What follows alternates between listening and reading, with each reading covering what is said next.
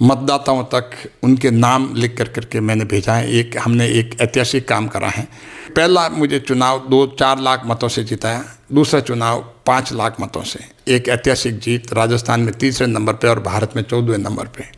यही कारण है कि जो 10 साल में ग्रामीण क्षेत्र में भी जो विकास हुआ है वो अपने आप में एक मिसाल है।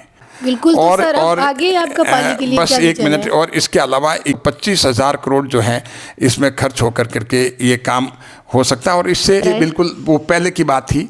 अब हमने 50 करोड़ रुपया भारत सरकार से CTP के लिए ZLD जिसको बोलते जीरो लिक्विड डिस्चार्ज के लिए, ये किस तरह से काम करेगा? ये काम करेगी। इसमें ZLD के लिए 50 करोड़ हमने दिलाया, 25 करोड़ स्टेट गवर्नमेंट से दिलाया, 75 करोड़। नमस्कार, आप देख रहे हैं द खटक। मैं आप सभी के साथ ममता। और लोकसभा चुनाव की चुनावी यात्रा के दरमियान हम पाली लोकसभा क्षेत्र में हैं। इस वक्त हमारे साथ मौजूद है PP चौधरी जी, जो पाली लोकसभा क्षेत्र से 2 बार सांसद रह चुके हैं। वहीं तीसरी बार भारतीय जनता पार्टी ने भरोसा जताते हुए इनको फिर से टिकट दिया है। सर हमारे साथ मौजूद है, इनसे बात करेंगे कि पाली लोकसभा क्षेत्र के लिए इनका क्या विजन है, पाली के लिए इन्होंने क्या किया है, आगे इनका क्या विजन है पाली के लिए। तो आइए इनसे बात करते हैं और जानते हैं। नमस्ते सर। नमस्ते। नमस्ते ममता जी। सर सबसे पहले तो आपको बहुत बहुत बधाई। आपको तीसरी बार भारतीय जनता पार्टी ने भरोसा जताते हुए यहाँ पर आपको टिकट दिया है। बिल्कुल, तीसरी बार भारतीय जनता पार्टी के हमारे शीर्ष नेतृत्व का आशीर्वाद का ये परिणाम है। और इसका आधार जो है वो पाली लोकसभा की जनता का प्यार, पाली लोकसभा की जनता का विश्वास, भरोसा और पाली जनता की लोकसभा क्षेत्र की जनता का आशीर्वाद, ये आधार, इसके आधार पे प्रधानमंत्री मोदी जी ने मुझे तीसरी बार ये मौका दिया है, आशीर्वाद दिया है। मैं मेरी तरफ से और पाली लोकसभा क्षेत्र की सभी मतदाताओं की तरफ से प्रधानमंत्री जी का बहुत बहुत धन्यवाद अर्पित करते हैं। और जी सर, मेरा सवाल ये रहेगा कि पाली के लिए जीतने के बाद आपका क्या विजन रहेगा? और दो बार आप सांसद रह चुके हैं, 10 साल तक आपका कार्यकाल रहा है जिसमें, तो आपने पाली के लिए क्या क्या किया है? देखिए, आपके अब 2 सवाल हैं, मैं इनको अलग अलग रूप में दूंगा। और पहला तो ये है कि आपने अब आगे का विजन मेरा क्या रहेगा, आगे जो है आने वाले टाइम में हम क्या करेंगे। तो मैं बता दूं आपको कि मैंने मेरा रिपोर्ट कार्ड, जिसको 10 साल का कह सकते हैं, मैंने मेरे रिपोर्ट कार्ड करीब 2 लाख मतदाताओं तक उनके नाम लिख करके मैंने भेजा है। हमने एक ऐतिहासिक काम करा है। और एक ट्रांसपेरेंसी, पारदर्शिता जिसको कह सकते हैं कि अगर मेरे पाली लोकसभा क्षेत्र की परिवार वालों ने इतना विश्वास किया है कि पहला मुझे चुनाव 2-4 लाख मतों से जिताया, दूसरा चुनाव 5 लाख मतों से। एक ऐतिहासिक जीत, राजस्थान में तीसरे नंबर पे और भारत में 14वें नंबर पे। तो मैं उनका सबसे पहले तो उनका धन्यवाद अर्पित करता हूं, क्योंकि उनका प्यार, उनका भरोसा, विश्वास और आशीर्वाद के कारण ही ये हुआ है। और लगातार मैं भी सतत पूरे पिछले 10 सालों में मैंने इस रूप में काम किया है कि पूरा पाली लोकसभा क्षेत्र मेरा परिवार है। और परिवार में जितना ज़्यादा से ज़्यादा व्यक्ति काम कर सकता है वो मैंने काम किया है। और अब मैं इसको 2 भागों में डिवाइड करता हूँ। तो एक भाग जो है कि आगे जो मेरा विजन क्या रहेगा, दूसरा है अब तक 10 सालों में क्या किया। तो दोनों बातें जो हमने 22 लाख मतदाताओं तक उनके नाम से, परिवार के सदस्यों के नाम से उन तक हमने हमारा रिपोर्ट कार्ड पहुँचाया है। मुझे खुशी है इस बात की। और मुझे लगता है कि ये काम अपने आप में ऐतिहासिक हुआ है। और आम मतदाताओं को भी और आम जन को भी पाली लोकसभा क्षेत्र में ये जान करके बड़ी खुशी हुई कि वे वास्तव में 10 साल में मोदी जी के कार्यकाल में, पिछले 10 साल में 2014 से अब तक इतना बड़ा काम हुआ है पाली लोकसभा क्षेत्र में। कई बार आम जन को पता ही नहीं होता है कि उनके क्षेत्र में कितना काम हुआ है। पंचायतों में पता नहीं होता। हमने हर पंचायत का भी ऐसे डेटा भी बनाया जिसमें हर पंचायत में क्या क्या काम हुआ। लगभग प्रत्येक पंचायत में, जो मेरे 503 पंचायत है, प्रत्येक पंचायत में करीब 8 करोड़ से 12 करोड़ के बीच में, depending upon the population of the panchayat. तो करीब आप देख लीजिए एवरेज 10 साल में 10 करोड़, 1 करोड़ एवरेज साल का मोदी जी ने हर पंचायत को भिजवाए हैं विकास के लिए। और यही कारण है कि जो 10 साल में ग्रामीण क्षेत्र में भी जो विकास हुआ है वो अपने आप में एक मिसाल है। क्योंकि हम देखते हैं कि इतना विकास 10 सालों में ग्रामीण क्षेत्र हो चाहे शहरी क्षेत्र हो, इतना विकास नहीं हुआ जितना कि पिछले 10 साल में मोदी जी के नेतृत्व में पाली लोकसभा क्षेत्र में हुआ। और इस बात को प्रधानमंत्री मोदी जी ने अपने भाषण में पाली का विकास प्रधानमंत्री जी की जुबानी, जब सांसद खेल महाकुंभ हुआ था पाली में और 1100 स्कूल में एक साथ 1100 स्कूल में 2 लाख बच्चों ने एक ही तरह का टी शर्ट पहन करके अपने अपने घर से 9वीं 10वीं 11वीं 12वीं के बच्चे स्कूल में आए और उन्होंने प्रधानमंत्री मोदी जी का भाषण उन्होंने अपने स्कूल के LED अपने स्कूल में टीवी पे सुना। और ये मुख्य कार्यक्रम बांगड़ी स्टेडियम पाली में हुआ और सारी जगह इसका प्रसारण हुआ। तो एक बहुत बड़ा कार्यक्रम था, उसमें प्रधानमंत्री मोदी जी ने पाली में जो पिछले 10 सालों में विकास हुए हैं उसको पूरा अपनी जुबानी बताया। मुझे बहुत खुशी की बात है कि प्रधानमंत्री जी ने पाली लोकसभा क्षेत्र वासियों को आशीर्वाद दिया। बिल्कुल। और तो सर, आगे आपका पाली के लिए बस एक मिनट। और इसके अलावा 1100 स्कूल में के साथ साथ करीब आप देख कीजिए DD न्यूज़ पे प्रधानमंत्री जी ने अपने पेज पे चलाया। उसके अलावा 1100 स्कूल के साथ साथ 21 चैनल में भी ये प्रधानमंत्री जी का भाषण वो कार्यक्रम चला। और जहाँ तक आगे की बात है, आगे का विजन है, तो आगे के विजन का लिए मैं बता दूँ कुछ हमने अपने रिपोर्ट कार्ड में भेजा है। तो सबसे पहले महत्वपूर्ण जो मेरे लिए हैं वो ITIR है, इंफॉर्मेशन टेक्नोलॉजी इन्वेस्टमेंट रीजन। मैं चाहता हूं कि हमारे युवाओं को और इस क्षेत्र के लोगों को रोज़गार मिले और उस रोज़गार के लिए इंफॉर्मेशन टेक्नोलॉजी इन्वेस्टमेंट रीजन जो है वो यहाँ स्थापित अगर हो जाए, उसके लिए ज़मीन की ज़रूरत होती है। अगर कहीं भी जैसे बड़ी सिटी में लो तो 10,000 करोड़ रुपए से ज़मीन कम में मिलेगी नहीं, 10,000 बीघा ज़मीन चाहिए कम से कम, ऐसे तो 25,000 बीघा। तो हमने, जब मैं IT मिनिस्टर था तो उसमें कलेक्टर से आइडेंटिफाई करके हमने 50,000 बीघा पाली में, जो 25,000 बीघा तो, और पूरी की पूरी ज़मीन सरकारी, कोई एक्वायर करने की ज़रूरत नहीं है। तो अगर ये क्षेत्र एस्टेब्लिश होता है तो ये कीर्तिमान स्थापित करेगा और करीब 25 लाख युवाओं को रोज़गार मिलेगा, सीधा, इनडायरेक्ट और इनडायरेक्ट। और इसके साथ साथ जो हैं वहाँ दिल्ली से, जोधपुर से उदयपुर के बीच मेट्रो रेल हो सकती है, पानी की पाइपलाइन का कार्य हो सकता है। तो 25,000 करोड़ जो हैं इसमें खर्च होकर करके ये काम हो सकता है। और इससे 4 लाख करोड़ रुपए का प्रति वर्ष जो हम इलेक्ट्रॉनिक डिवाइसेस बाहर से इंपोर्ट करते हैं वो इंपोर्ट रुकेगा, तो अपनी फॉरेन करेंसी का रिजर्व और बढ़ेगा, तो भारत की इकोनॉमी में बढ़ोतरी होगी। एक काम तो ये। दूसरे जो हैं वो काम जो हैं अगर आप देखेंगे तो मेरा रहेगा कि सोयला ओशिया बालेश्वर नेशनल हाईवे जो है वो पूरा करवाना और उसमें उसको सैंक्शन कराना। और बाली जो हमारा आदिवासी क्षेत्र है वहाँ एकलव्य विद्यालय की स्थापना के लिए करेंगे। और बहुत परिशिक्षित, मतलब बहुत लंबे समय से पेंडिंग पिपाड भिलाड़ा रास रेल लाइन है, उसका DPR जो बन रही है उसका सर्वे शुरू हो गया।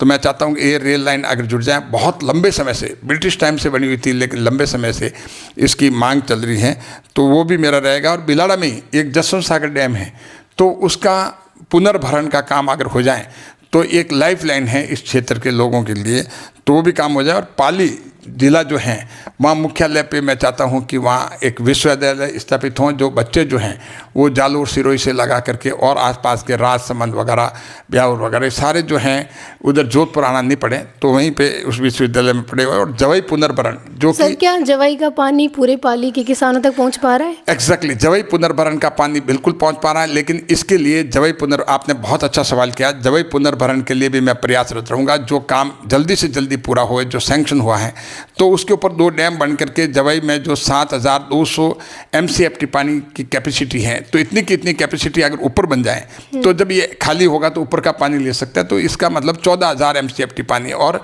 जहाँ तक खेती के लिए पानी चाहिए, वो पीने के लिए पानी करीब 3500 MCFT अगर होगा तो बहुत होगा, लेकिन 4,000 मान लीजिए।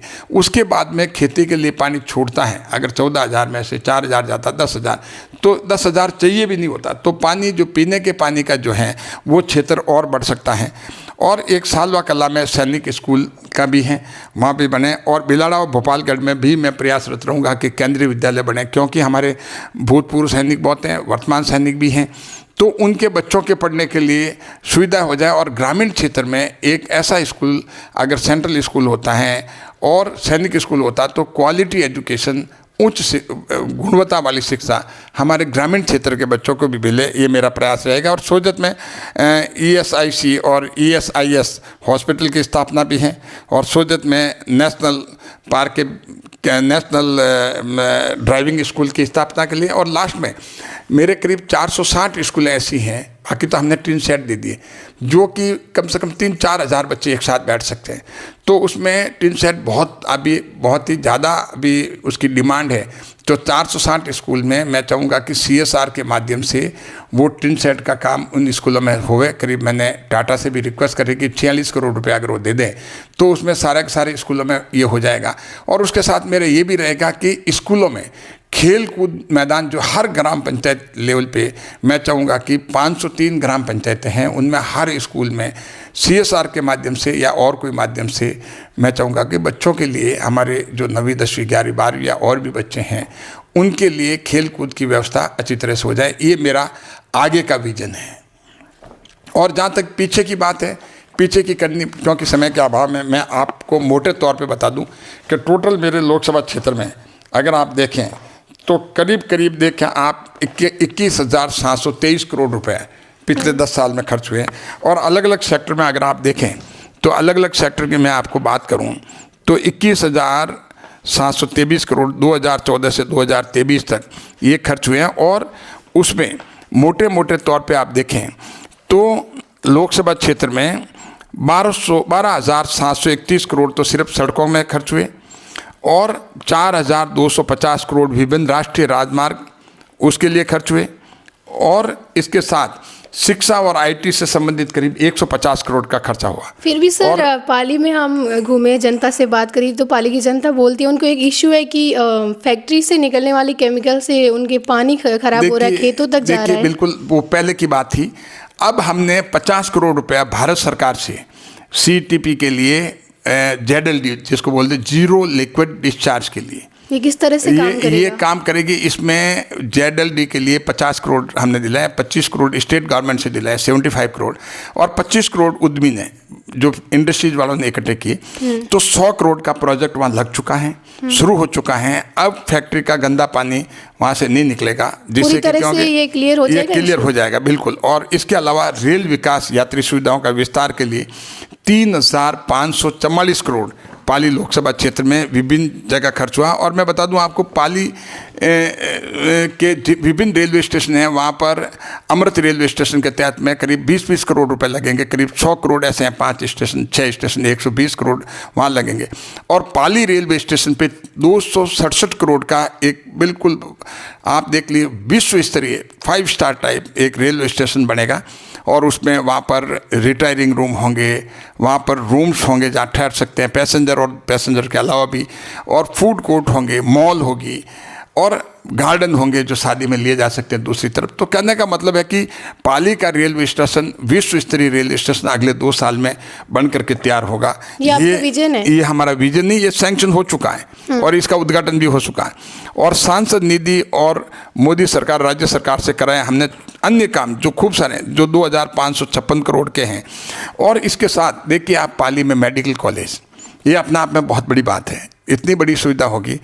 और इसके अलावा हमारे नेत्रा जो गांव हैं मेरे पाली लोकसभा क्षेत्र में आता है, भोपालगढ़ विधानसभा में आता है, वहाँ 300 बेड का हॉस्पिटल जो है वो एम्स के द्वारा हमने रूरल हेल्थ सेंटर वो बने, वहाँ पे हमें ज़मीन अलॉट हो गई है। ज़मीन अलॉट होकर काम शुरू होने वाला, अगले 2 सालों में 300 करोड़ की लागत का वो हॉस्पिटल भी बनेगा जो एम्स के तहत होगा। तो पाली लोकसभा क्षेत्र का अगर हम कुल प्रोस्पेक्टिव देखें तो पिछले 10 सालों में 21,723 करोड़ रुपए का विभिन्न जगह जो है भारत सरकार का हो, चाहे सांसद कोष का हो, चाहे राज्य सरकार का हो, इतना जो है पैसा विकास के मामले में, इंफ्रास्ट्रक्चर के मामले और अलग अलग योजनाओं को, समाज के अंतिम छोर पे व्यक्ति बैठा उसको फ़ायदे देने के लिए भी ये इतना पैसा सरकार का यहाँ पर लगा है। ये अपने आप में एक कीर्तिमान है। कभी भी आप देख लो, 70 साल का उठा के देख लो, कभी भी इतना पैसा 70 साल में भी नहीं आया होगा जितना 10 साल में मोदी जी के नेतृत्व में ये सारा पाली लोकसभा क्षेत्र में काम हुआ है। सर आपने इस लोकसभा चुनाव को किस तरह से लेते हैं, इनको लेकर के क्या आपकी तैयारियां हैं और जो मेनली चुनाव को आपने किस तरह से लिया हुआ है? क्या जनता यहाँ पे वोट किस तरह से देती है कि मोदी के नाम पे वोट देती है, या फिर कि ये हमारे सांसद इन्होंने हमारे लिए कार्य करा है तो वो देख के आपको क्या लगता है? देखिए, मेरा मानना है कि हमारे नेता हैं प्रधानमंत्री नरेंद्र मोदी जी, और जो उन्होंने देश में विदेश में जो काम किया है और विश्व में भारत का नाम ऊंचा किया है और मान और सम्मान बढ़ाया है, उसको भी जनता ध्यान में रखे हुए हैं। और पूरे देश में भारत की अर्थव्यवस्था जो आज 5 नंबर पे, आने वाले टाइम में 2 साल के अंदर तीसरे नंबर पे होगी। अगर अर्थव्यवस्था बढ़ेगी तो इकोनॉमिक स्थिति है, आर्थिक स्थिति है, रोजगार है, वो उसका आम जन में उसका फ़र्क पड़ेगा, उसका फ़ायदा मिलेगा। और तीसरी बात, पाली लोकसभा क्षेत्र में जो ऐतिहासिक काम हुए 21,723 करोड़ के, ये सारे विकास के काम और मोदी जी का अपने आप में एक नेतृत्व, विश्व में भारत की पहचान करना, मान सम्मान बढ़ाना, पूरे भारत में एक विकास पुरुष के रूप में जाना जाना, ये सारे फैक्टर्स हैं जो कि आम जनता इससे बहुत प्रभावित है। और आम जनता का माहौल जो है पाली लोकसभा क्षेत्र का, हम कह रहे हैं कि बिल्कुल एक तरफा है और ज़बरदस्त है। और आम जनता तैयार बैठी है कि कब वोट हों और कब मोदी जी को वोट दें, कमल के फूल पे वोट दें, इसके लिए आतुर हैं। तो सर, जैसे कि हम चुनाव चल रहे हैं तो पूरे राजस्थान को एक दृष्टि से अगर अपन देखें तो राजस्थान के कुछ कांग्रेस के कद्दावर नेता थे, मतलब अब तो बीजेपी में आ गए हैं, हाल ही में बीजेपी ज्वाइन की है। कहीं ना कहीं बीजेपी के भी एक नेता है जिन्होंने कांग्रेस पार्टी में चले गए हैं, तो क्या कहना चाहेंगे? मतलब ये जो बगावत होती है, क्या है ये? देखिए, कांग्रेस के बहुत बड़े बड़े नेता एक साथ, इतना बड़ा एक्सोडस जिसको कह सकते हैं, क्यों? पूरा प्लान, जैसे कहते हैं ना, पूरा का पूरा प्लान जो है, कांग्रेस से बड़े बड़े नेता हैं, उनका बिल्कुल भारतीय जनता पार्टी में स्वागत है। उन्होंने एक मोदी जी के नेतृत्व में जो मोदी जी काम कर रहे हैं, जिस हिसाब से उनके नेतृत्व से प्रभावित हुए, जो विकास हुए रहे देश में प्रभावित हुए, और आज देश की सुरक्षा उनके नेतृत्व में बढ़ी है, उससे वो लोग प्रभावित हुए। और उन लोगों ने देखा कि कांग्रेस के जो नेता हैं वो कंप्लीट फेलियर हैं और देश के लिए वो कुछ नहीं कर सकते हैं, उनकी डिस्ट्रक्टिव मेंटलिटी है। ये सारी सोच करके ये लोग जो हैं आए हैं हम भारतीय जनता पार्टी में, क्योंकि उन्होंने देखा कि भारतीय जनता पार्टी राष्ट्रवाद में विश्वास करती है। हमारे यहाँ पर पहले व्यक्ति से ऊपर पार्टी होती है और पार्टी के ऊपर राष्ट्र होता है, लेकिन कांग्रेस में पहले जो है राष्ट्रवाद में होता है, पहले उनका परिवार होता है। तो आम उन सारे बड़े बड़े कांग्रेस नेता जो बहुत इस तरह के अच्छे आइडियोलॉजी के, उन्होंने सोचा भी कि इससे देश आगे नहीं बढ़ सकता। अगर आगे बढ़ सकता तो मोदी जी की सोच से बढ़ सकता। जो मोदी जी का विजन है वो देश के लिए, देश के हित में है, इसीलिए ये लोग, सारे लोग ये पार्टी में आए। तो फिर बीजेपी से जो कांग्रेस में चले गए, फिर वो क्या सोच के गए होंगे? देखिए, अब ऐसा है कि सभी को टिकट दिया नहीं जा सकता।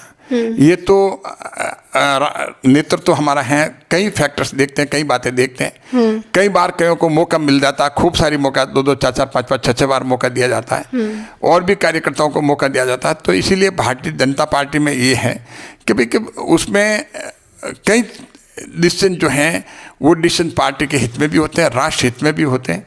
तो राष्ट्र हित में और पार्टी हित में अगर डिसीजन होते हैं और किसी को अगर कोई मान लो ऐतराज़ होता है तो उसका तो कोई इलाज नहीं है।